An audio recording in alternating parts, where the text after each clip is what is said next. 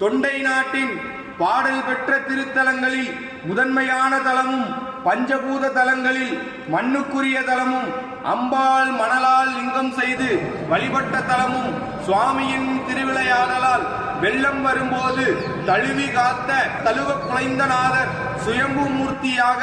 அருள்பாலிக்கும் முக்தி தலமும் சுந்தரமூர்த்தி நாயனாருக்கு இடது கண் கொடுத்தருளிய தலமும் திருக்குறிப்பு தொண்ட நாயனார் ஐயடிகள் காடவர்கோன் நாயனார் கலர்சிங்க நாயனார் ஆகியோரின் அவதார தலமும் சாக்கிய நாயனாரின் முக்தியடைந்த தலமும் இத்தலத்தில் 17 ஆண்டுகளுக்கு பிறகு வருகின்ற டிசம்பர் மாதம் 8ஆம் தேதி காலை 5:30 மணி முதல் 6:30 மணிக்குள் திருக்குட நன்னீராட்டு பெருவிழா நடைபெற உள்ளது. அன்றைய தினம் மாலை